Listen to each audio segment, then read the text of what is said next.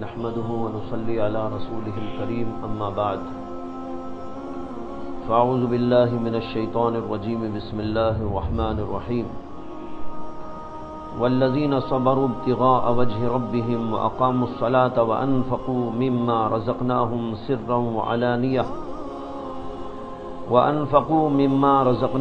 سرا وعلانية ويدرؤون بالحسنة السيئة أولئك لهم عقبى الدار۔ مضمون پیچھے سے آ رہا ہے اور یہ مضمون ہے اللہ کے ان بندوں کے بارے میں جنہیں اللہ تعالیٰ نے عقل مند قرار دیا ہے۔ جو عقل مند بندے ہوتے ہیں ان کی پہچان کیا ہے، ان کی علامات کیا ہیں، ان کی صفات کیا ہیں؟ عام طور پر دھوکہ ہوتا ہے۔ دنیا کے لوگ مال، پیسہ، دنیا کی ڈگریاں، دنیا کے منصب، مال، جائیداد، ان چیزوں کو عقل کا معیار بناتے ہیں۔ اللہ تعالیٰ نے اسی کے رد کے لیے اور صحیح بات اور حقیقی بات کو واضح فرمانے کے لیے ان آیات میں اللہ کے ان بندوں کی صفات بیان کر دی ہیں جو عقل مند کہلاتے ہیں۔ اوپر سے آپ سنتے چلے آئے ہیں کہ ان آیات میں اللہ تعالیٰ نے متعدد صفات بیان کی۔ ایک صفت یہ بیان فرمائی کہ اللہ کے عقل مند بندے اللہ کے عہد کو توڑتے نہیں اور اس سے کیے ہوئے معاہدے کی پابندی کرتے ہیں، اس کا ایفا کرتے ہیں۔ الذین یوفون بعہد اللہ ولا ینقضون المیثاق، اللہ سے کیے ہوئے معاہدے کو توڑتے نہیں بلکہ اس کو پورا کرتے ہیں۔ دوسری صفت بیان کی والذین یصلون ما امر اللہ بہ ان یوصل، دوسری صفت ان کی یہ ہے کہ وہ اللہ نے جن سے صلہ رحمی کا حکم دیا وہ صلہ رحمی کو باقی رکھتے ہیں، اس کو بھی توڑتے نہیں، سب کا حق ادا کرتے ہیں، ماں باپ کا ہو، بھائی بہن کا ہو، رشتہ داروں کا ہو، پڑوسیوں کا ہو، دوست احباب کا ہو، اساتذہ کا ہو یا اپنے مشائخ کا ہو یا اپنے علماء کا ہو، جن جن سے اللہ تعالیٰ نے صلہ رحمی کا حکم دیا اور ان کے حقوق ادا کرنے کے لیے فرمایا، یہ لوگ عقل مند ان سب باتوں کو پورا کرتے ہیں۔ تیسری بات یہ فرمائی وَيَخْشَوْنَ رَبَّهُمْ، اور یہ اللہ کے عقل مند بندے اللہ تعالیٰ سے ڈرتے رہتے ہیں۔ اور آخری میں فرمایا تھا وَيَخَافُونَ سُوءَ الْحِسَابِ، اور برے حساب سے ڈرتے رہتے ہیں، کہیں ہماری پکڑ نہ ہو جائے، کہیں ہم کسی خطرے میں مبتلا نہ ہو جائے، ہماری نماز، ہمارا روزہ، ہمارا حج، ہماری زکوٰۃ کہیں ایسا نہ ہو کہ اس کے اوپر ہماری برائیاں غالب آ جائیں۔ یہ ان کو ڈر اور خوف لگا رہتا ہے، اور یہ بھی ڈر اور خوف لگا رہتا ہے کہ ہم عبادتیں جو کر رہے ہیں معلوم نہیں کہ قبول ہوں گی کہ نہ ہوں گی، یہ بھی ان کو ڈر اور خوف لگا رہتا ہے۔ یہ صفات ہیں جو اللہ تعالیٰ نے اوپر کی آیتوں کے اندر بیان کیے۔ اب اگلی آیت میں نے تلاوت کی ہے والذین صبروا ابتغاء وجہ ربہم، اور یہ عقل مند بندے ایسے ہوتے ہیں کہ محض اپنے پروردگار کی خوشنودی کے لیے صبر کرتے ہیں۔ یہ ہے آج کی آیت کے اندر سبق، یہ ہے صبر کا سبق کہ عقل مند بندوں کی ایک صفت یہ بھی ہے کہ وہ صبر سے کام لیتے ہیں، اور یہ صبر بھی اس لیے کرتے ہیں ابتغاء وجہ ربہم، اپنے رب کی خوشنودی کے واسطے، کسی اور مقصد سے نہیں، دنیاوی مفاد کے لیے نہیں، اور کسی میں اپنا مقام بنانے کے لیے نہیں، بلکہ محض اللہ کی خوشنودی کے لیے صبر کرتے ہیں۔ لیکن اب یہاں صبر کو سمجھنا ہے کہ صبر کیا ہوتا ہے۔ ویسے لفظ صبر تو بڑا معروف ہے، ہر کس و ناکس کی زبان میں رہتا ہے، اچھا بھی برا بھی یہ لفظ دن رات استعمال کرتا رہتا ہے، لیکن دیکھنا یہ ہے کہ اس لفظ کے حقیقی اور اصلی معنی کیا ہیں، اور اس لفظ کے وسیع ترین مفاہیم اور مصادیق کیا ہیں۔ ایسا معلوم ہوتا ہے کہ ہم لوگوں نے صبر کا محدود مفہوم اپنے دل میں رکھا ہے، بہت مختصر، بہت محدود۔ اس لیے میں ذرا اس کو کھولوں گا تاکہ ہمیں یہ صبر کیا ہے معلوم ہو جائے۔ علماء نے لکھا ہے کہ صبر کے معنی ہیں حبس النفس علی ما تکرہ، یہ تعریف ہے صبر کی، نفس کو ایسی چیز پر جما دینا جو اسے پسند نہیں، جو اسے پسند نہیں، ایسی چیز پر اس کو جمانا، مجبور کر دینا کہ تجھے یہی کام کرنا ہے، اگرچہ تجھے پسند نہ ہو، اگرچہ تو نہ کرنا چاہے اور تجھے اس سے نفرت ہو، اس سے تجھے کدورت ہو، لیکن میں تو تجھے اسی کے اوپر ڈھالوں گا، میں اسی پر تجھ کو جماؤں۔ تو آدمی اپنے نفس کو اگر یوں کنٹرول میں لے آئے کہ اس کی چاہت کے خلاف اس کی نہ چاہی جانے والی چیزوں پر اس کو جمائے، علماء کہتے ہیں اسی کا نام ہے صبر، حبس النفس علی ما تکرہ۔ پھر علماء نے اس کی 3 قسمیں بیان کی، اسی تعریف کے اعتبار سے 3 قسمیں نکلتی ہیں صبر کی۔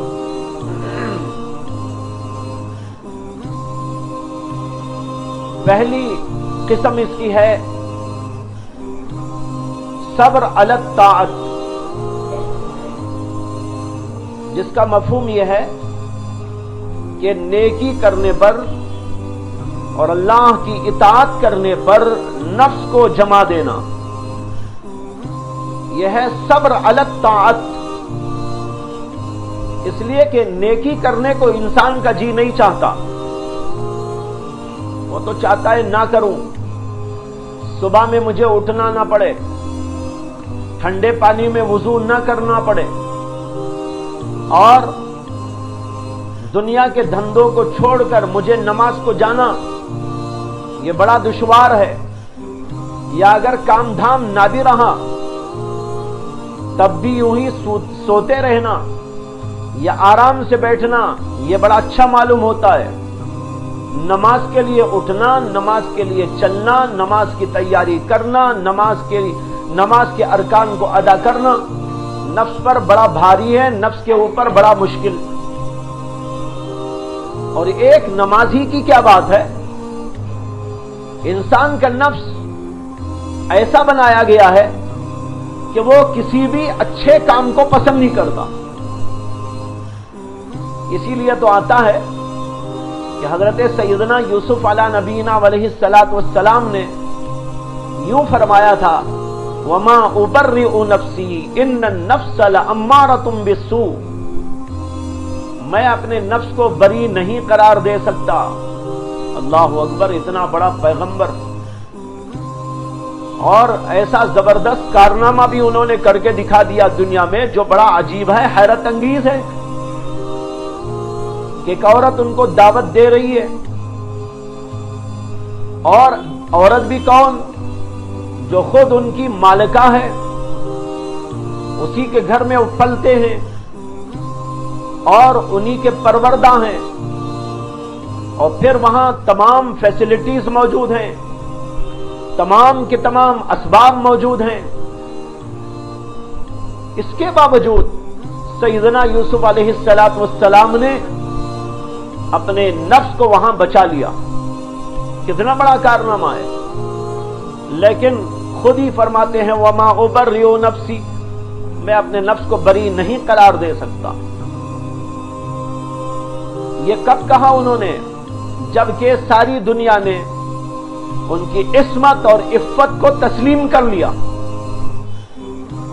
मालूम है आपको किस्सा कि सैयदना यूसुफ अलैहिस्सलाम को औरत ने बहकाया, वो बच गए, अल्लाह की मदद हुई और नुसरत हुई। लेकिन औरत ने इनके खिलाफ लोगों के सामने इस बात का इजहार किया कि इन्होंने मेरे साथ में बुराई का इरादा किया है। अगरचे बादशाह को सब कुछ समझ में आ गया कि क्या किस्सा है, उसके बावजूद बादशाह वक्त ने हजरत यूसुफ अलैहिस्सलाम को अपने ऊपर और अपने घर वाली के ऊपर आई हुई बेहयाई की और बुरी बात, इसको साफ करने के लिए यूसुफ अलैहिस्सलाम को कैद खाने में डाल दिया। कई बरस तक वो कैद खाने में रहे। उसके बाद एक वाकये के बाद यूसुफ अलैहिस्सलाम के पास कासिद आया कि बादशाह वक्त आपको कैद खाने से निकलने और आपके उनके दरबार में आने का हुक्म देते हैं। तो हजरत यूसुफ अलैहिस्सलाम फरमाने लगे कि भाई जाओ तुम्हारे बादशाह के पास और जाकर बादशाह से पहले पूछो कि जिन लोगों ने मेरे ऊपर इल्जाम लगाया था, जिन औरतों ने मेरे ऊपर इल्जाम धरा था, उन औरतों का किस्सा क्या है, पहले इसको साफ करें। जब तक वो साफ नहीं करेंगे मैं बाहर नहीं आऊंगा, कैद खाने से बाहर नहीं निकलूंगा।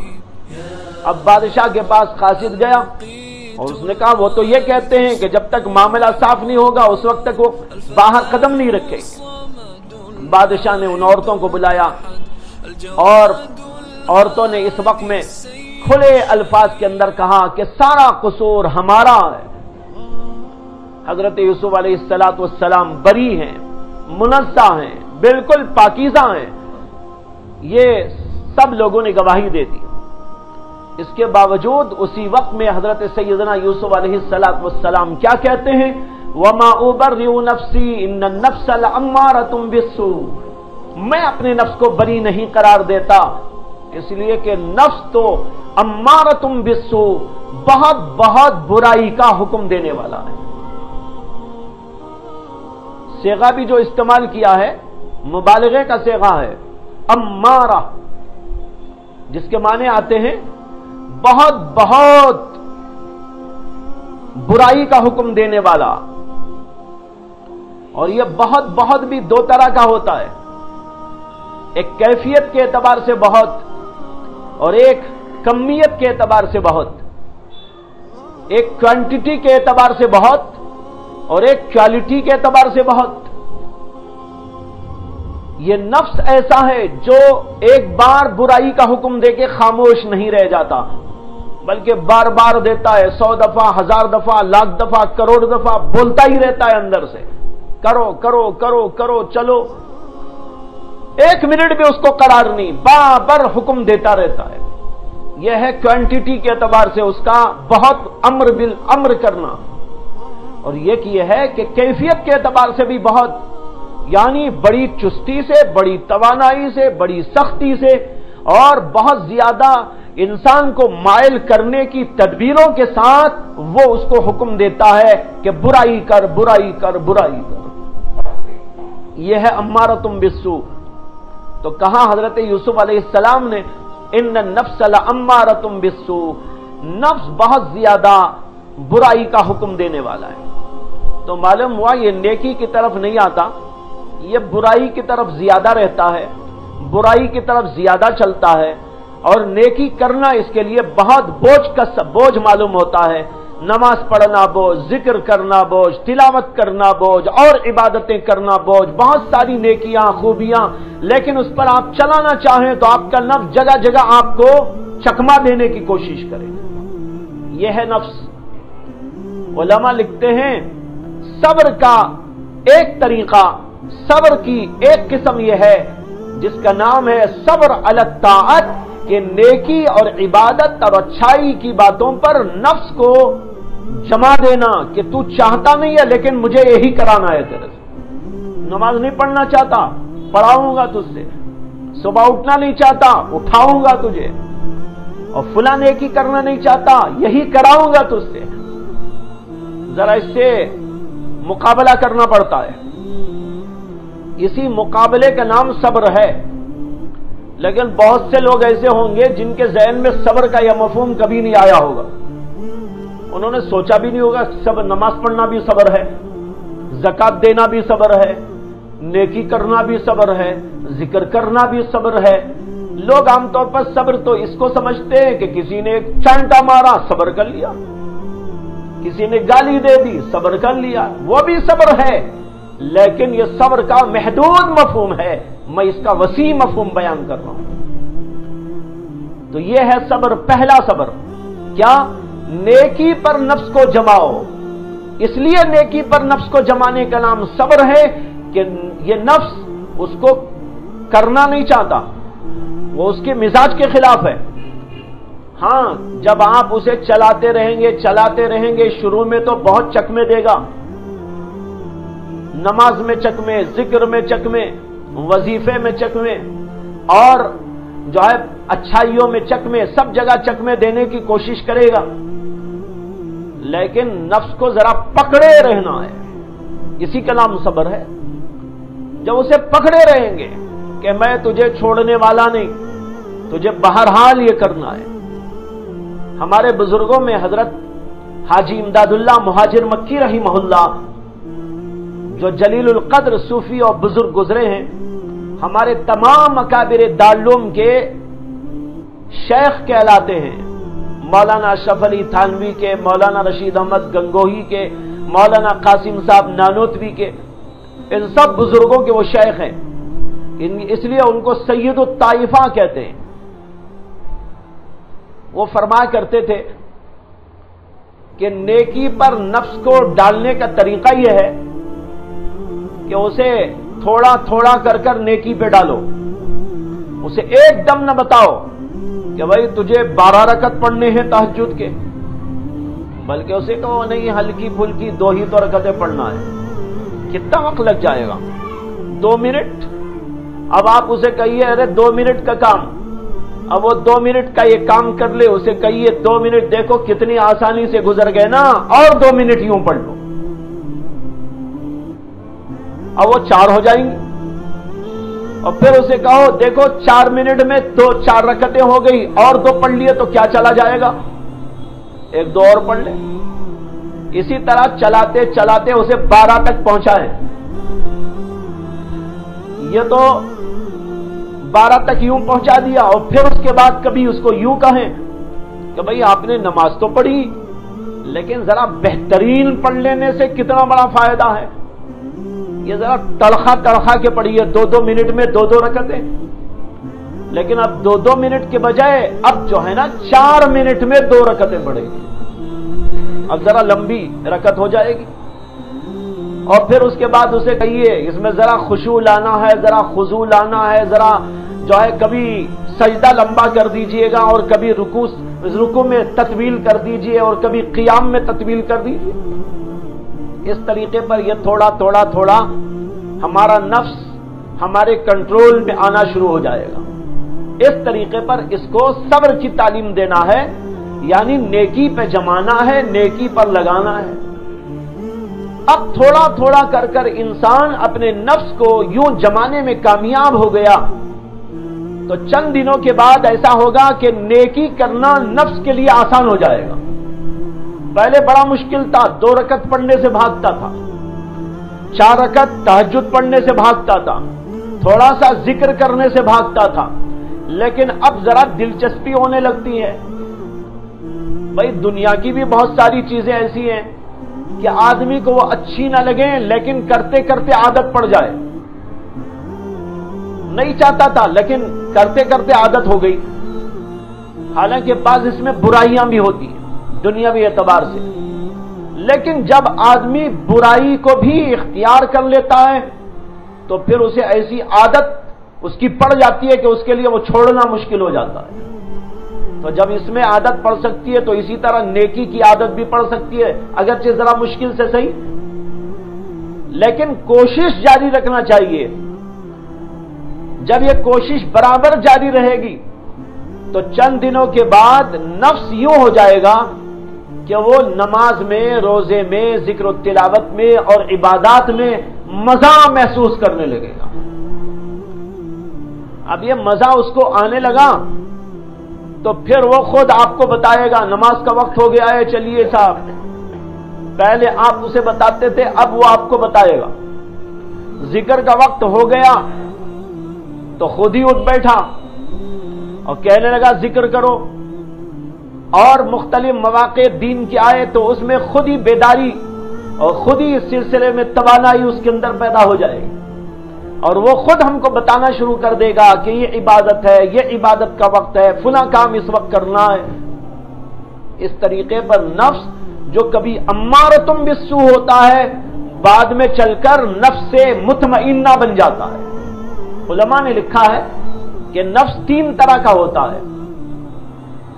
پہلے تو ایسا ہوتا ہے جیسے ابھی بتایا، نفس امارہ، برائی کا بڑا حکم دینے والا، برائی کی طرف بہت چلنے والا، لیکن جب اسے طاعتوں پر لگاتے ہیں، برائیوں سے بچاتے ہیں، تو پھر چند دنوں کے بعد تھوڑی سی تبدیلی اس میں یہ آ جاتی ہے کہ وہ نیکی کرنے لگتا ہے، نیکی چھوٹ جائے کبھی تو ذرا اسے غم بھی ہوتا ہے، اور کوئی برائی ہو گئی تو افسوس ہوتا ہے کہ ارے میں نے ایسی حرکت کیوں کی، میری نماز کیسے چھوٹ گئی، میرا ذکر کیوں چھوٹ گیا، میری فلاں عبادت میں کمی کیوں آ گئی۔ اب اسے افسوس ہونے لگتا ہے۔ یہ جو افسوس و ملامت نفس میں پیدا ہو جائے تو علماء کہتے ہیں اب یہ نفس جو پہلے امارہ تھا اب لوامہ ہو گیا۔ قرآن میں لوامے کا ذکر بھی ہے۔ ایک جگہ امارے کا ذکر، ایک جگہ لوامے کا ذکر، اور پھر جب اسی پر اور مزید اس کو جماتے چلے جائیں تو پھر ایسا ایک زمانہ آئے گا کہ نفس برائی سے بچتا رہے گا، نیکی ہی کرتا رہے گا، نیکی کے بغیر اسے اطمینان نہ ہوگا، نیکیوں کو انجام دینے سے اس کے قلب کے اندر اطمینان کی کیفیت آئے گی۔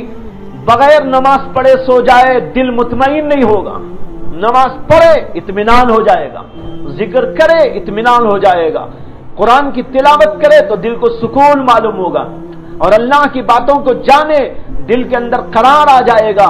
اس طریقے پر دین کی ہر بات اور عبادت پر اس کو اطمینان نصیب ہو جائے گا۔ جب اطمینان کی ایک کیفیت نصیب ہوتی ہے تو اس نفس کو پھر نفس مطمئنہ کہتے ہیں۔ اللہ نے قرآن میں اس کا ذکر کیا اور فرمایا یا ایتھا النفس المطمئنہ ارجعی الی ربک راضیۃ مرضیہ فادخلی فی عبادی وادخلی جنتی۔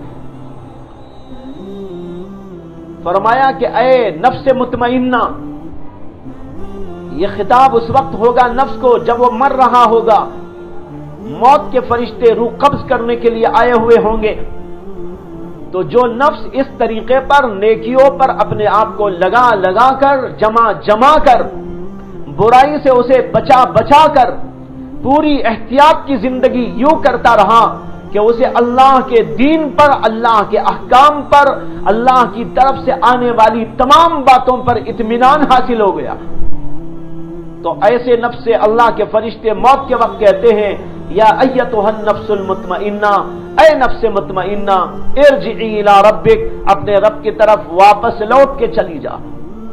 ارجعی الی ربک، کیسے چلی جا؟ راضیۃ مرضیۃ، اس حالت میں کہ تو اللہ سے راضی اور اللہ تجھ سے راضی۔ جب موت کے وقت میں اللہ کا فرشتہ سنائے گا کیا خوشی ہوگی، کس قدر اطمینان ہوگا۔ جو نفس کو یہاں مطمئن نہ بناتا ہے، اللہ اسے اطمینان ایسا دے دیتا ہے کہ فرشتے خود اس کے اطمینان کے لیے کہہ دیتے ہیں راضیۃ مرضیہ، اس طرح تو اللہ کے دربار میں چلا جا کہ تو اللہ سے راضی اور اللہ تیرے سے راضی۔ فادخلی فی عبادی وادخلی جنتی، اور میرے نیک بندوں میں داخل ہو جا اور جنت میں چلا جا۔ اس میں ہے دو باتیں، فادخلی فی عبادی، میرے بندوں میں داخل ہو جا، وادخلی جنتی، اور میری جنت میں چلا جا۔ پہلے اپنے بندوں میں شامل ہونے کے لیے کہا اور بعد میں جنت میں داخل ہونے کے لیے، کیوں؟ اس لیے کہ جیسے کہتے ہیں نا کہ دار سے پہلے जार को ढूंढो। अरबी में कहते हैं दार से पहले जार को ढूंढो। क्या मतलब? जार के माने पड़ोसी, दार के माने घर। अगर आप कहीं घर लेना चाहते हैं तो घर से पहले घर के पड़ोसी को तलाश करो। भाई पड़ोसी कैसा है मेरा? अल्लाह कहते हैं जन्नत तो है, लेकिन जन्नत में जाने से पहले जरा अपने पड़ोसियों को भी देख लेना, जिनके साथ तुझे रहना है वो कौन लोग होंगे? वो मेरे बंदे होंगे, कोई ऐसे वैसे नहीं होंगे। अल्लाह अकबर, क्या इत्मीनान दिलाया अल्लाह ने। इससे कि आदमी जन्नत में भी चला जाए लेकिन जन्नत में माहौल अच्छा ना मिले तो फिर वो जन्नत नहीं रहेगी। इसी अल्लाह ने कहा फदखुली फी इबादी, मेरे बंदों में शामिल हो जा और मेरी जन्नत में दाखिल हो जा। यहां जन्नत में दाखिल होगा तो मेरे बंदों की सोहबत मिलेगी। मेरे बंदे कौन? मेरे बंदों में मुहम्मदुर रसूलुल्लाह भी हैं। अल्लाहु अकबर। मेरे बंदों में हजरत आदम भी हैं, मेरे बंदों में हजरत शीस भी हैं, मेरे बंदों में इदरीस और इलियास भी हैं, मेरे बंदों में मूसा और ईसा भी हैं, मेरे बंदों में इब्राहिम और जकरिया भी हैं, मेरे बंदों के अंदर हजरत दाऊद और हजरत सुलेमान भी हैं। ये सब मेरे बंदे हैं। ऐसे बंदों में तुझको रखा जाएगा और जन्नत तुझको अता की जाएगी। जब यह मुजदा सुनेगा मुर्दा मरने वाला, आप बताओ उसके दिल की कैफियत क्या होगी। हजार गम होंगे उसको दुनिया में, लेकिन अल्लाह के फरिश्ते की यह बात सुनते ही सारे गम भूलेगा, अल्लाह की तरफ दौड़ा दौड़ा चला जाएगा। तो यह है नफ्स मुतमइन्ना। तो बताना यह चाहता था कि नफ्स अम्मारतुम बिस्सू है असल एतबार से, इसलिए अब उसको जमाने की फिक्र करना है। नेकियों पर जमे, हर इबादत और ताअत बजा लाए, हर किस्म के मुजाहदे के लिए वो तैयार हो जाए। कभी रातों में उठने के लिए और कभी दिन में मरने के लिए और मुख्तलिफ औकात के अंदर अल्लाह के लिए जीने के लिए तैयारी करता रहे। उसको दबा दबा कर इसके लिए कायम कर दिया जाए। यह है सब्र अला ताअत, नेकी पर अपने आप को जमाना। यह सब्र की पहली किस्म हो गई। सब्र की दूसरी किस्म, उसका नाम है सब्र अनिल मासियत।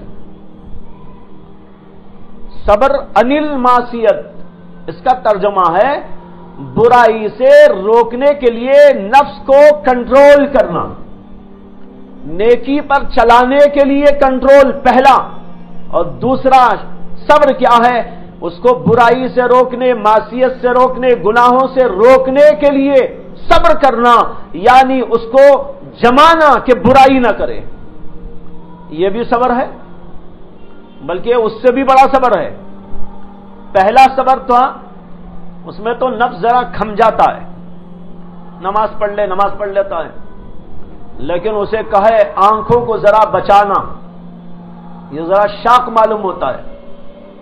जुबान पे कंट्रोल रखना, बड़े अच्छे अच्छे लोग यहां हार जाते हैं, यानी जुबान को कंट्रोल में रखने, जो जी में आया बोल दे।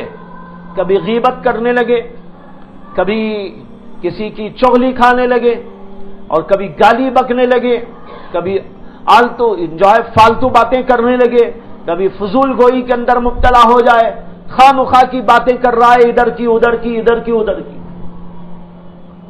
ये जो है ना, नफ्स को कंट्रोल में लाने के लिए इन सब चीजों को कंट्रोल में लाना है। अब यहां बड़ा मुजाहदा करना पड़ेगा, आंखों को बचाने, दिल को बचाने, जुबान को बचाने, और कानों को बचाने, हाथों पैरों को बचाने, सब चीजों को बचाए रखने के लिए बहुत ज्यादा मुजाहदा करना पड़ता है। इसी दूसरे मुजाहदे का नाम है सब्र अनिल मासियत। मासियत से बचाने के लिए कंट्रोल करो नफ्स को, यह सब्र का दूसरा उन्वान है। अगर यहां पर नफ्स को यूं ही छोड़ दिया, वो तो बड़ा आगे बढ़ता रहता है, कंट्रोल में नहीं आता और बेकाबू होता चला जाता है। इसलिए ऐसी सूरत के अंदर यह भी जबरदस्त किस्म का मुजाहदा है कि अपने नफ्स को बुराई से बचाने के लिए उसको कंट्रोल में रखो। यह हो गया दूसरा सब्र। اس سے اندازہ آپ کو ہوا ہوگا کتنی مصیبت آئے گی، کتنی پریشانی ہوگی، اور اسی پریشانی پر اللہ کی طرف سے ثواب عظیم بھی ہے۔ جب پہلے طرح کا صبر کریں گے ثواب ملے گا، اور دوسری طرح کا صبر کریں گے تو ہر موقع پر ثواب ملے گا۔ جیسے نہ دیکھنے کی چیز سامنے آ گئی، آپ نے آنکھ بند کر لی، لیکن نفس اندر سے ورغلا رہا تھا، آپ کو اندر اندر سے دیکھنے کی بڑی ہی دعوت دے رہا تھا، لیکن اس کے باوجود آپ نے کہا نہیں، مجھے تو آنکھیں بند کرنا ہے، میں نے بند کر لی ہے، میں نہیں کھولوں گا، چاہے موت آ جائے میں نہیں کھولوں گا۔ یہ صبر ہے، اس صبر پر اللہ کی طرف سے بہت بڑا ثواب عطا کیا جاتا ہے۔ ایک حدیث میں آتا ہے، اللہ کے نبی علیہ الصلوۃ والسلام نے فرمایا النظر سہم من سہام ابلیس مسموم، یہ جو نظر بازی ہے، آنکھوں کا زنا جس کو کہا جاتا ہے، فرمایا کہ آنکھوں سے دیکھنا غیر محرم کی طرف، یہ ابلیس کے زہر آلود تیروں میں سے ایک تیر ہے۔ ایک تو عام تیر ہوتا ہے اور ایک زہر آلود، یعنی اس کو زہر میں بھگویا گیا ہے، زہر میں ڈالا گیا ہے، اور پھر وہ نکال کر کسی کو مار دے، کیا نتیجہ ہوگا؟ اگر سادی سی تیر چبھے گی تو تیر نکال لیں گے، آدمی بچنے کی امید ہے، لیکن اگر زہر آلود تیر ہوگا تو اس میں تو پورا زہر گھولا ہوا ہے، زہر چڑھا ہوا ہے، جب وہ تیر اندر جا کے لگے گا زہر کے قطرات اور زہر کے ذرات اندر پہنچ جائیں گے، ایسے کا بچنا ممکن نہیں۔ اللہ کے نبی علیہ الصلوۃ والسلام فرماتے ہیں النظر سہم من سہام ابلیس مسموم، یہ مسموم تیروں میں سے ایک تیر ہے، زہر آلود تیروں میں سے ایک تیر ہے۔ اور اس کے بعد میں فرمایا فمن ترکھا مخافۃ للہ، جو آدمی اس نظر کے کھیل کو محض اللہ سے ڈرتے ہوئے چھوڑ دیتا ہے، وجد فی قلبہ حلاوۃ الایمان، تو وہ اپنے دل کے اندر ایمان کی مٹھاس پا لیتا ہے۔ دیکھنے کی نہیں دیکھنے کی چیز تھی آ گئی سامنے، اس نے آنکھیں بند کر لی اور اپنے دل کے اوپر بڑا بوجھ ڈالا، دل اندر سے بہت ورغلایا، لیکن اس نے کہا نہیں مجھے تو دیکھنا نہیں ہے۔ اللہ کے نبی صلی اللہ علیہ وسلم فرماتے ہیں اس کے اوپر اللہ کی طرف سے یہ ثواب عطا ہوتا ہے، کیا کہ اپنے دل کے اندر ایمان کی حلاوت وہ محسوس کرتا ہے۔ یہ ثمرہ ہے، یہ پھل ہے جب آدمی اپنی نگاہ کی حفاظت کرتا ہے۔ صبر کا پھل تو مشہور ہے، عوام بھی کہتے ہیں بھائی صبر کا پھل میٹھا ہوتا ہے، صبر کا پھل میٹھا ہوتا ہے۔ دیکھو اللہ صبر کا پھل کیسا دیتے ہیں، دل میں مٹھاس آ جاتی ہے۔ ہمارے بزرگ حضرت مولانا حکیم اختر صاحب رحمہ اللہ، جو ابھی قریب میں جو 1 سال 1.5 سال پہلے جن کا انتقال ہوا، وہ فرمایا کرتے تھے اسی حدیث پاک کا ترجمہ کرتے ہوئے من ترکھا مخافۃ للہ، جو اس نظر کو محض اللہ کے خوف سے چھوڑ دیتا ہے، وجد فی قلبہ حلاوۃ الایمان، وہ اپنے دل کے اندر ایمان کا حلوہ پاتا ہے، اپنے دل کے اندر ایمان کا حلوہ پاتا ہے، اسے حلوہ مل جائے گا۔ یہ مٹھاس اللہ کی طرف سے عطا ہوگی صبر کی دولت، صبر کرنے کی وجہ سے۔ اسی طرح جو بھی آپ کریں، برائی سے بچنے کے لیے، اپنے آپ کو دور رکھنے کے لیے، نفس اس پر بار محسوس کرتا ہے، اور یہ بار کا پڑھنا ہی دراصل ہمارے لیے صبر ہے، بہت بڑا صبر ہے، اس کے اوپر اجر عظیم کا وعدہ ہے۔ تو یہ ہوا دوسرا صبر، اور تیسرا تو معروف ہے، وہ آپ جانتے بھی ہیں، کسی نے گالی دے دی اس کا جواب نہ دو، انتقام نہ لو، کسی نے مار دیا اس کو معاف کر ڈالو، کسی نے ہمارے ساتھ برا سلوک کیا اس کے ساتھ اچھائی کرو، برائی نہ کرو، یہ بھی صبر ہے۔ بہت سارے لوگوں کو دنیا میں تکلیف دیتے رہتے ہیں، پریشان کرتے رہتے ہیں، اور یہ پریشان کرنے کے بھی مختلف طریقے ہوتے ہیں۔ کوئی ہاتھوں سے تکلیف دیتا ہے، کوئی زبان سے تکلیف دیتا ہے، اور کوئی اپنے انداز سے تکلیف دیتا ہے، کوئی اپنی آنکھوں سے تکلیف دیتا ہے، کوئی اپنے حرکات سے تکلیف دیتا ہے۔ تکلیف دینے کے تو بہت سے طریقے ہیں، کوئی مال چھین لیتا ہے، کوئی جائیداد کو ہڑپ کر لیتا ہے، کوئی عزت لوٹنے کی کوشش کرتا ہے، کوئی ہماری غیبت کر کے برائی میں، کوئی ہماری غیبت کر کے ہماری عزت کو خاک میں ملانا چاہتا ہے۔ یہ سب طریقے ہوتے ہیں کسی کو اذیت دینے کے، تکلیف پہنچانے کے۔ لیکن ایسے موقع پر انسان صبر سے کام لے، معاف کر دے ان لوگوں کو۔ ٹھیک ہے بھائی، بول لو میں نے تم کو معاف کیا، یا معاف نہ بھی کرے تو کم سے کم اتنا کرے کہ ان کا بدلہ نہ لے، اللہ پہ چھوڑ دے۔ اللہ دیکھنے والا، اللہ تعالی مجھے بھی دیکھ رہا ہے، ان کو بھی دیکھ رہا ہے، میری برائی چاہنے والوں کو بھی دیکھ رہا ہے، میرے سے برائی کرنے والوں کو بھی دیکھ رہا ہے، مجھ کو بھی دیکھ رہا ہے، میرے دل کو بھی دیکھ رہا ہے، میری زبان کو بھی دیکھ رہا ہے، میرے ہاتھ پیر کو بھی دیکھ رہا ہے، میرے اعمال کو بھی دیکھ رہا ہے۔ اللہ کے پاس ہوگا جو کچھ ہوگا، میں نے چھوڑ دیا اللہ پر، چھوڑ دو اللہ پر۔ یہ ہے بہت بڑا صبر۔ دنیاوی معاملات میں ایسے حالات پیش آتے رہتے ہیں، اور اسی لیے اس صبر کا بھی بہت بڑا ثواب اور اجر قرآن و حدیث کے اندر بیان کیا گیا ہے۔ اللہ نے قرآن میں فرمایا ان اللہ مع الصابرین، اللہ صبر کرنے والوں کے ساتھ میں ہوتا ہے۔ ایک دفعہ حضرت ابوبکر صدیق رضی اللہ عنہ اور ایک صحابی، دونوں میں کچھ چک بک ہو گئی، کچھ گفتگو ایسی ہونے لگی کہ آپس میں گفتگو کا رخ بدل گیا۔ تو ایک صاحب نے حضرت ابوبکر صدیق کو کچھ برا بھلا کہہ دیا،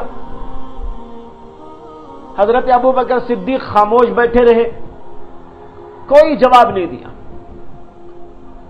لیکن بہت کچھ ہو گیا تو حضرت ابوبکر صدیق کی زبان سے بھی ان کے حق میں کچھ برے جملے نکل گئے۔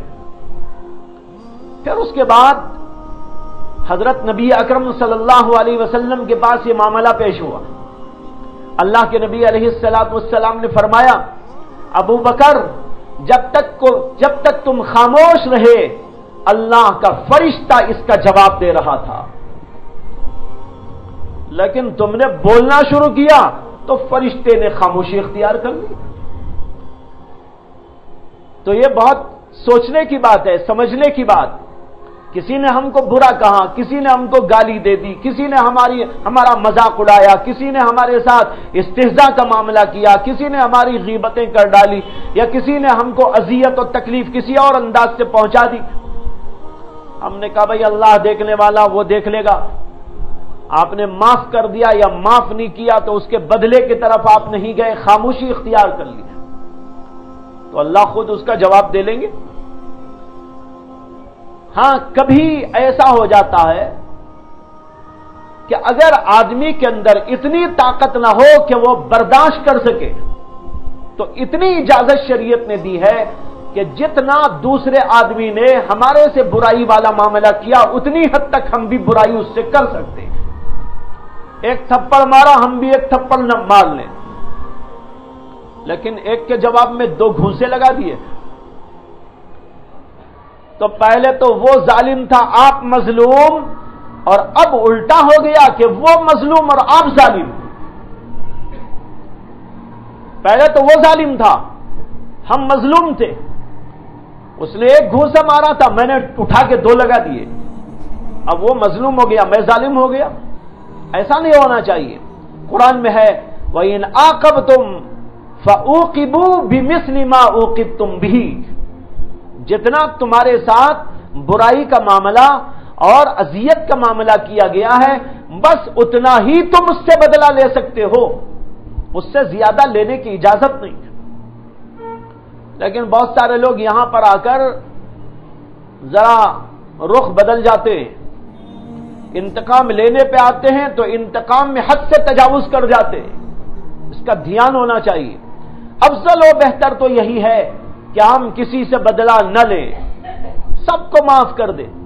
اللہ کے نبی علیہ الصلوۃ والسلام کے ساتھ کفار کا جو معاملہ ہوا اور ہوتا رہا زندگی بھر، وہ تو سب کو معلوم ہے، لیکن اس کے باوجود نبی اکرم صلی اللہ علیہ وسلم نے ہمیشہ معاف کیا ہے۔ اسی طرح صحابہ کرام کا معاملہ تھا۔ قرآن میں ایک عجیب واقعہ بیان کیا گیا ہے، وہ یہ کہ حضرت عائشہ صدیقہ رضی اللہ عنہا پر جب بعض منافقین نے تہمت لگائی اور بدترین تہمت لگائی،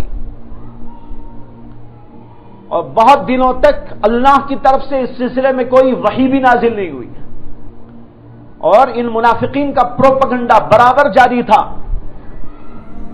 کہ ایسا ہوا، یہ کر دیا، وہ کر دیا۔ اللہ کے نبی علیہ الصلوۃ والسلام کو زد پہنچانے، آپ کو تکلیف پہنچانے، آپ کے خاندان والوں کو تکلیف پہنچانے، بلکہ اس سے بھی بڑھ کر یہ کہ دین اسلام کو بدنام کرنے بہت پروپیگنڈا کیا، یہاں تک کہ ان کے پروپیگنڈے کی وجہ سے بعض نیک بخت صحابہ بھی نعوذ باللہ ان کے جال میں پھنس گئے۔ ان کے اندر کوئی برائی نہیں تھی، برائی تھی تو یہ تھی کہ کان کے کچے بن گئے۔ بہت سے لوگ کان کے بڑے کچے ہوتے ہیں، کسی نے کچھ کہہ دیا بلا تحقیق مان لیا۔ اسلام کا حکم یہ ہے تحقیق کرو، اس لیے کہ آج کا دور جیسا ہے وہ تو ہم کو معلوم ہے۔ اسلام نے اس دور میں جبکہ سچائی غالب تھی، جھوٹ بولنے والے تو اکے دکے کہیں تھے، ہوں گے تو کوئی منافقین میں ہوں گے، کافرین میں ہوں گے، بلکہ بھائی وہ زمانہ تو ایسا خیر القرون کا زمانہ تھا کہ اس زمانے میں کافر لوگ بھی جھوٹ بولنے سے پرہیز کرنے کو فخر سمجھتے تھے۔ حدیث کے اندر واقعہ ہے کہ ہرقل بادشاہ کے دربار میں ابو سفیان کو بلایا گیا تھا، اور اس لیے بلایا گیا تھا کہ جو ہے پوچھ تاچھ کرے محمد صلی اللہ علیہ وسلم کے بارے میں۔ تو وہاں پر جو ابو سفیان کو سامنے بٹھا دیا بادشاہ نے، اور جو ابو سفیان کے ساتھی تھے، اور یہ سب اس وقت کافر تھے، ابو سفیان بھی اور ان کے سارے ساتھی سب کافر، ابو سفیان کو سامنے بٹھا دیا اور سارے ان کے ساتھیوں کو پیچھے بٹھا دیا، اور یہ کہا بادشاہ نے کہ دیکھو میں ابو سفیان سے کچھ سوالات اس پیغمبر کے بارے میں کرنا چاہتا ہوں جو نبوت کا دعوے دار ہے،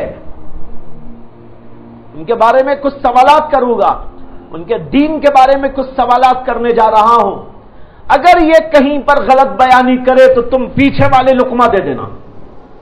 یہ کہہ کر ان کو پیچھے بٹھا دیا ابو سفیان کو سامنے، اور سوالات کرنا شروع کر دیا، اور سوالات بھی لمبے چوڑے، تقریباً بخاری شریف میں ایک لمبے صفحے پہ پورے آ گئے ہوں۔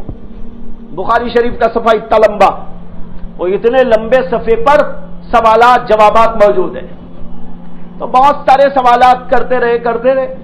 ابو سفیان بعد میں کہتے تھے کہ میرا جی چاہتا تھا میں کہیں جھوٹ بول دوں محمد صلی اللہ علیہ وسلم کے بارے میں، لیکن یہ خیال ہوتا تھا کہ یہ میرے پیچھے بیٹھے ہوئے لوگ جا کر بولیں گے کہ بھئی ابو سفیان جھوٹا ہے۔ ابو سفیان کو جھوٹا کہلانا یہ بہت بری بات ہے، میں اس کو برداشت نہیں کر رہا ہوں، اس لیے میں نے کوئی جھوٹی بات نہیں کہی۔ تو ابو سفیان کفر کی حالت میں بھی جھوٹ بولنے سے پرہیز کر رہے ہیں۔ لیکن آج کا دور تو ایسا دور ہے، داڑھی والا، جھبے والا، گٹھے والا، تسبیح والا، امامے والا سب جھوٹ بول رہے ہیں۔ معاف کرنا مجھے، جھوٹ بولنے کو فخر سمجھ رہے ہیں، لوگوں کو بدنام کرنے میں فخر سمجھ رہے ہیں، کسی کے ساتھ کسی کی طرف کچھ غلط انتساب کر دینے میں فخر سمجھ رہے ہیں، اور یہ سمجھ رہے ہیں یہ تو ہم نے کر دیا اپنا کام، کیا ہوگا اس سے۔ لیکن یہ ڈر نہیں ہے کہ اللہ کے ہاں پکڑ ہوگی۔ یہ دور ہے آج کا دور، ایسے دور میں تو بلا تحقیق کوئی بات قبول نہیں کرنا چاہیے۔ جب اسلام نے اس دور میں کہا بنا تحقیق قبول نہ کرو، تو آج کے دور میں تو بدرجہ اولا بغیر تحقیق کوئی بات قبول نہیں کرنا چاہیے۔ ہر بات جو کان میں پڑے ہمارے تحقیق کرو، تب جا کر سمجھو حق کیا ہے، باطل کیا ہے، صحیح کیا ہے، غلط کیا ہے، ورنہ تو کوئی بھی کسی کے بارے میں بول سکتا ہے۔ اب میں کہہ دوں یہاں جتنے بیٹھے ہیں سب جھوٹے، سب مکار، آدمی بولنا چاہے کچھ بھی بول دے، لیکن جب تک تحقیق نہ ہو بولنے کی اجازت شریعت میں نہیں ہے، بلکہ ہم سے کہا گیا لفظ لفظ تمہارا ریکارڈ کیا جا رہا ہے۔ ما یلفظ من قول الا لدیہ رقیب عتید، کوئی بھی لفظ تمہاری زبان سے نکلتا ہو وہاں پر فرشتے مقرر ہیں، نگہبان اس کو لکھنے والے، کوئی جملہ کوئی لفظ سب کچھ لکھا جا رہا ہے۔ تو بہرحال اس میں بہت احتیاط کرنی چاہیے کہ کسی کی طرف سے کوئی بات آئی ہم کان کے کچے نہ ہو۔ اس پر میں نے کہا تھا بعض لوگ کان کے بڑے کچے ہوتے ہیں، کسی نے کان میں کوئی ڈال دیا اور بس اسی کے حوالے سے دوسرے کو وہ بتائے گا، تیسرے کو وہ بتائے گا، چوتھے کو وہ بتائے گا۔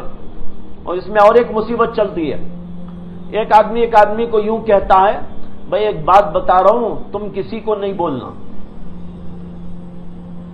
اچھا ٹھیک ہے بھائی، اب یہ اس کو بول دیتا ہے، اس وعدے کے ساتھ سن لیتا ہے کہ میں نہیں بولوں گا، اب وہ دوسرے کو یہ کہہ کر بولتا ہے بھائی ایک بات بول رہا ہوں آپ کسی کو نہیں بولنا۔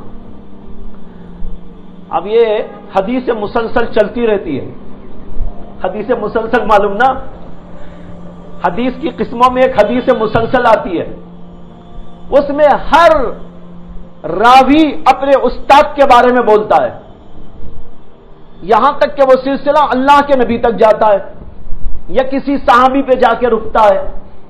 جیسے ایک دفعہ اللہ کے نبی علیہ السلام نے ایک بات بیان کی اور جن صحابی سے بیان کی ان سے مصافحہ کیا۔ اب بعد میں ہر راوی جو ہے اپنے شاگرد سے مصافحہ کر کر کے بولتا ہے کہ بھائی مجھے اللہ کے رسول نے یہ حدیث سنائی، آپ نے میرے سے مصافحہ کیا، میں تم سے مصافحہ کرتا ہوں۔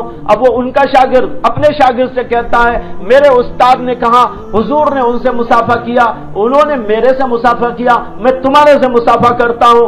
یہ سلسلہ الحمدللہ آج تک جاری ہے مدارس کے اندر کہ اللہ کے نبی کا پیغام بھی اور اللہ کے نبی کا یہ کام بھی دونوں منتقل ہو رہے ہیں۔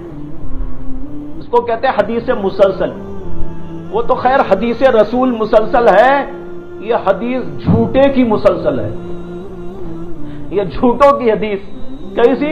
یہ بول رہا اس کے کان میں کسی کو نہیں بولنا، وہ اسے بول رہا ہے تم کسی کو نہیں بولنا، وہ اسے بول رہا ہے تم کسی کو نہیں بولنا، اور یوں ہی نہیں بولنا کی یہ کہانی پہنچتے پہنچتے پوری دنیا کو پہنچ جاتی ہے۔ اس قدر امانت داری کا فقدان ہے، کس قدر لوگوں کے اندر خیانت کا مادہ ہے، اندازہ کر لیجیے۔ ایسا ہونا چاہیے آدمی کو کہ اگر کسی نے کہہ دیا کہ میں یہ بات سنا رہا ہوں آپ کسی اور کو نہیں سنانا، مرتے دم تک نہ سنائے۔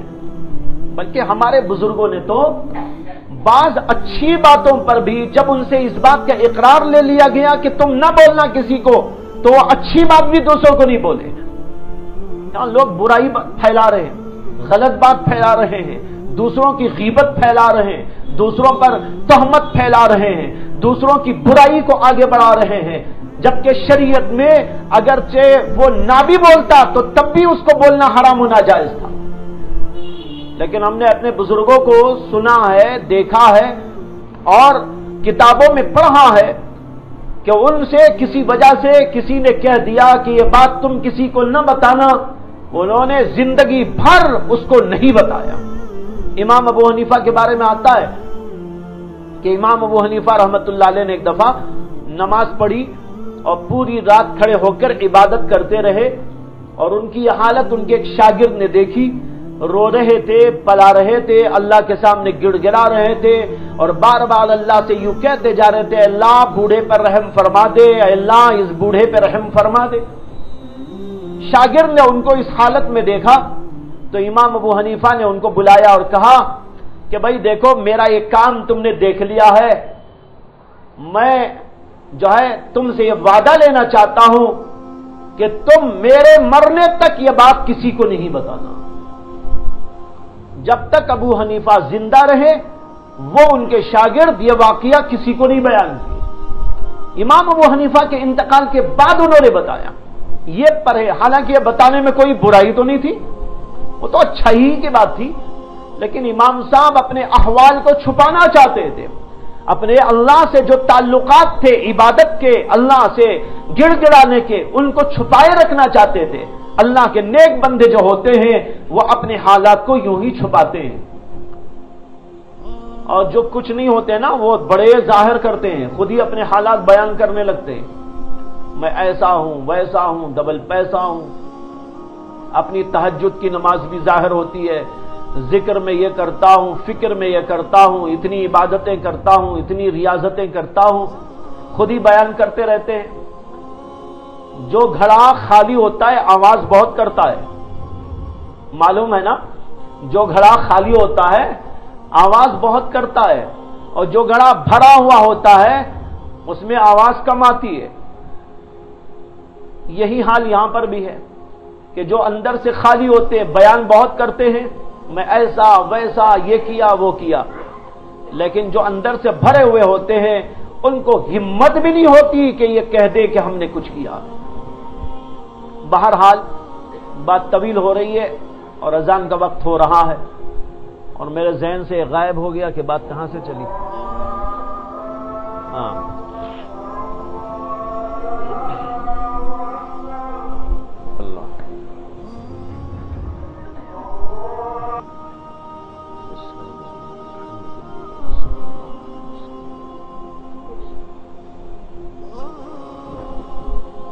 आपके सामने इस वक्त में सब्र की 3 किस्में बयान की गई। एक, नेकी पर नफ्स को जमाना, और दूसरे गुनाहों से उसको बचाना, और तीसरे लोगों की तरफ से जो अजियत और तकलीफ वगैरह पेश आती रहती है उसको दरगुजर करना, माफ कर देना। ये तीनों काम बहुत फजीलत माब काम है, बल्कि पहले 2 काम ये तो फर्ज है, नेकी पर नफ्स को जमाना और बुराई से उसको बचाना, और तीसरे, कोई आदमी हमें तकलीफ पहुंचाए तो इसके ऊपर सब्र करना, यानी इंतकाम न लेना, ये मुस्तहब व पसंदीदा है। और अगर इंतकाम लेना चाहे तो बस उतना ही इंतकाम लेना जिस कदर के उसने हमें तकलीफ पहुंचाई है। ये उसूल है शरीयत का। इसका पास व लिहाज रखने वाले इस आयत का मिस्दाक होंगे जो अल्लाह ने यहां पर फरमाया, क्या वल्लज़ीना सबरू इब्तिग़ाअ वजहि रब्बिहिम, वो लोग जो सब्र करते हैं। ये सब्र करने वालों में ये तीनों किस्में दाखिल हो गई। आगे एक जुमला है, इब्तिग़ाअ वजहि रब्बिहिम, ये लोग सब्र करते हैं सिर्फ अपने परवरदिगार को राजी करने के लिए। नमाज पढ़ते हैं अल्लाह को राजी करने, इबादत करते हैं, नफ्स को इस पर जमाते हैं सिर्फ अल्लाह की रजा हासिल करने के लिए। गुनाहों से बचते हैं, आंखों की हिफाजत, दिल की हिफाजत, कानों की हिफाजत, जुबान की हिफाजत, ये सब काम भी महज अल्लाह की खुशनुदी के लिए करते हैं। इसी तरह सब्र करते हैं तो हाँ, मकसूद उनका होता है अल्लाह हमारा राजी हो जाए, इसलिए कि अल्लाह ने सब्र के लिए हमसे कहा और हम सब्र कर रहे हैं, अल्लाह हमारे से खुश हो जाए, ये उनका इरादा और उनकी नीयत होती है। इस तरीके पर सब्र करने वाले लोग अल्लाह की निगाह में अक्लमंदों की फहरिस्त में दाखिल हैं, और जो लोग ये 3 काम नहीं करते अल्लाह के नजदीक वो अक्लमंदों में नहीं, बेवकूफों में शामिल है। अब हमें फैसला करना है कि भाई हमें किसकी फहरिस्त में दाखिल होना है, अक्लमंदों की या बेअक्लों की, अल्लाह के नजदीक अक्लमंदों की या दुनिया वालों के नजदीक अक्लमंदों की। दुनिया वालों के नजदीक जो अक्लमंद हैं वो तो बस दुनिया के धंधों में लगे रहते हैं, और जो अल्लाह के नजदीक अक्लमंद हैं वो सब लोग ये काम करते हैं अल्लाह ने जिनका यहां पर जिक्र फरमाया है। अल्लाह ताला मुझे भी आपको भी तौफीक अता फरमाए इन सारे उमूर पर अमल करने की, और इस अल्लाह हमारे अंदर इनका जज्बा पैदा फरमाए। व आखिरु दावाना अल्हम्दुलिल्लाहि रब्बिल आलमीन।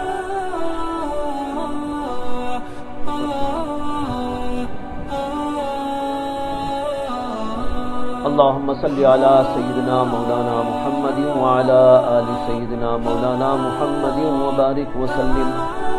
ربنا آتنا في الدنيا حسنة وفي الآخرة حسنة وقنا عذاب النار. ربنا لا تزغ قلوبنا بعد إذ هديتنا وهب لنا من لدنك رحمة إنك أنت الوهاب. ربنا لا تجعلنا فتنة للقوم الظالمين ونجنا برحمتك من القوم الكافرين. ربنا لا تؤاخذنا إن نسينا أو أخطأنا. ربنا ولا تحمل علينا إصرا كما حملته على الذين من قبلنا. ربنا ولا تحملنا ما لا طاقة لنا به. واعف عنا واغفر لنا وارحمنا أنت مولانا فانصرنا على القوم الكافرين. سبحان ربك رب العزة عما يصفون وسلام على المرسلين والحمد لله رب العالمين.